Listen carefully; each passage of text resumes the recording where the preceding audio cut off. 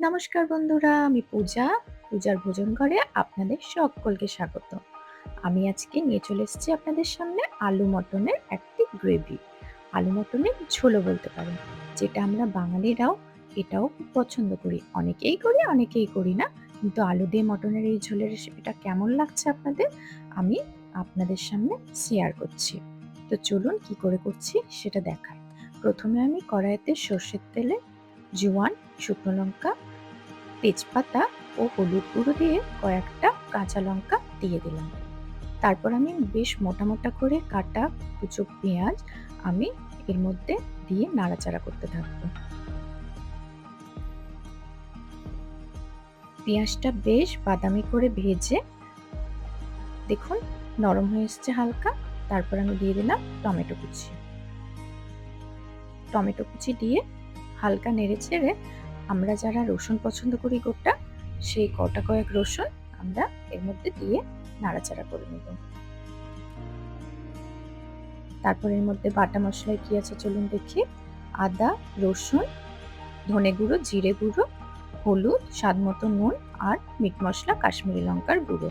সেটা আমরা ওই মশলায় দিয়ে তেলে দিয়ে কষতে থাকবো।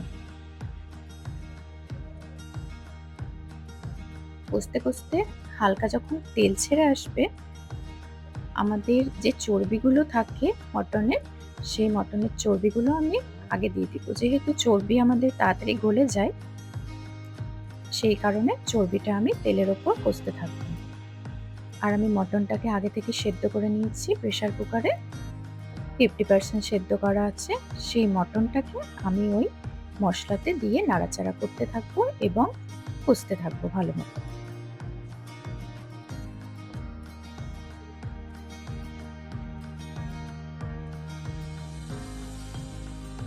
ভেজে রেখেছিলাম আলু, সেই আলু ভাজাটাও আমি মাংসতে অ্যাড করে দিলাম এবং বেশ নাড়াচাড়া করে এটা দিয়েও কষাতে থাকবো। আর মটনের যে স্টকটা রেখেছি ওটা হালকা হালকা দিয়ে আমি এটা দিয়ে কষাতে থাকবো এবং নাড়াচাড়া করতে থাকবো। আমি স্টকটা রেখেছি, পুরোটাই দিয়ে দেবো না। যখন দেখবো একটু ধরে আসছে বা লেগে যাওয়ার সম্ভাবনা থাকে, তখন আমি একটু একটু করে দিয়ে সেটা কষতে থাকবো এবং পেঁয়াজের রস, সেই স্টকের জল, সেই স্টকটা পুরো দিয়ে কষতে থাকবো। আমার কষা প্রায় কমপ্লিট। দেখুন মাংসগুলো এবার আরো সেদ্ধ হয়ে গেছে ভালো মতো।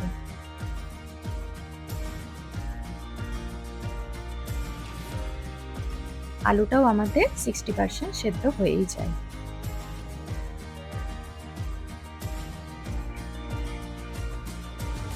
মাংসটা আবার নাড়াচাড়া করে ভালো করে